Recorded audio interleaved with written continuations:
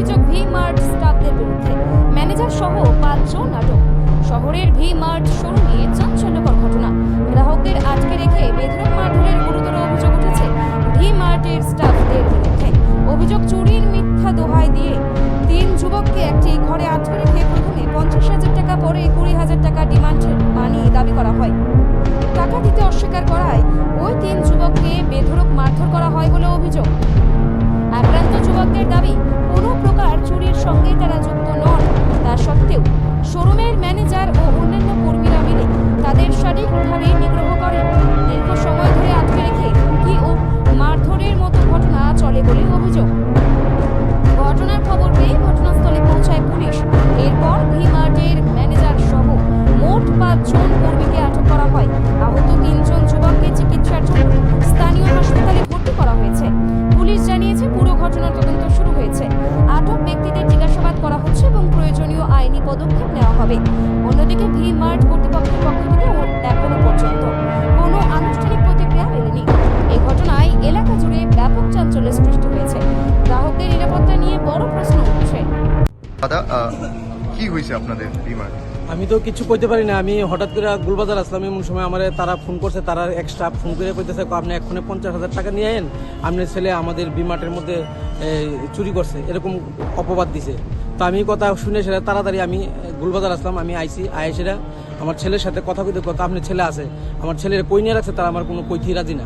হ্যাঁ, আপনার ছেলে আছে, আপনি টাকা দেন আমারে, আপনারা টাকা দেন। টাকা দেওয়ার পরে আপনার ছেলের আমরা 50,000 টাকা ডিমান্ড করছে বিমাটের স্টাফ। তারা 4-5 জন আমার কইতেছে আমার ছেলের দেখাই না। আমি আমার ছেলে বলে চুরি করছে, তারা কি চুরি করছে, পোশাক বলে কি চুরি করছে। তা আমার ছেলে প্রাইভেট আসলো, প্রাইভেটের থেকে এনে তারা 3 বন্ধু মিলে আইছে, তারা শপিং করতে আইছে, তারা একটা অপবাদ দিল, দিয়ে সেটা আমার কাছ থেকে এত টাকা চাইলো। এরপরে আমার ছেলের তারা দেখতে জানো, তখন আমি থানার সাহায্য নিয়েছি। থানাতে আইসি বলে থানার স্টাফ নিয়ে আমি গেছি, গিয়ে দেখিতে আমার ছেলেরে তার সাথে যে আরো 2 বন্ধু আছে, তারা 3 জনে বেদনভাবে তারা মারছে, বেল দিয়ে মারছে, কেউ ওই স্কেল দিয়ে মারছে, কেউ ওই অ্যাঙ্গার দিয়ে মারছে, যে যেমনে পারছে এরকম ভাবে তারা মাইরা রক্তাক্ত করে লাইছে। একটা ছেলের মাথা ফাটাই লাইছে, হাত ফাটাই লাইছে, আমার ছেলেরে করে মারছে। তারা এরকম ভাবে প্রচন্ডভাবে, তারা শিশু, তারা 16 বছর বয়স। তাদেরকে যদি তারা কোনো ধরনের যদি ভুল ভ্রান্তি করে থাকতো তাহলে আমাদের খবর দেওয়া হইতো, আমরা এসে তাদের সাথে মিউচুয়ালে যাইতাম। কিন্তু তারা এইভাবে আমাদের শিশু ছেলেটাকে এইভাবে তারা মারধর করলো। আপনার কি মনে হয় যে আপনার ছেলে এরকম কোনো কাজ করেছে? না না না, আমার ছেলে এই ধরনের কাজ করতে পারে না। হ্যাঁ, পড়াশোনা করে এবং হ্যাঁ এই ধরনের কাজ করতে পারে না। হয়তোবা দুষ্টামি করে, ছেলে হিসেবে দুষ্টামি করতে পারে, কিন্তু এই ধরনের চুরিদারি করবে, এই ধরনের। আমার ছেলে তারা এনে কি নষ্ট করছে, আমার 50,000 টাকা দাবি করছে আমার কাছে। আমি তৎক্ষণাৎই আইছি, আমার পরে আমার কাছে টাকাটা দেন, তারপর আপনার ছেলের সাথে কথা বলেন।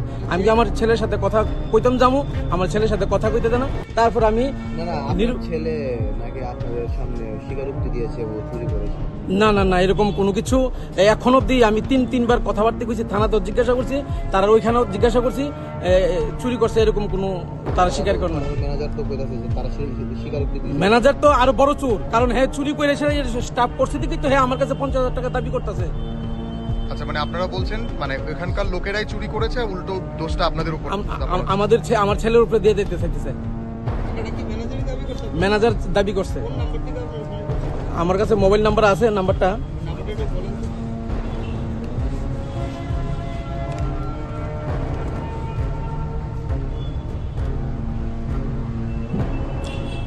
8730072098।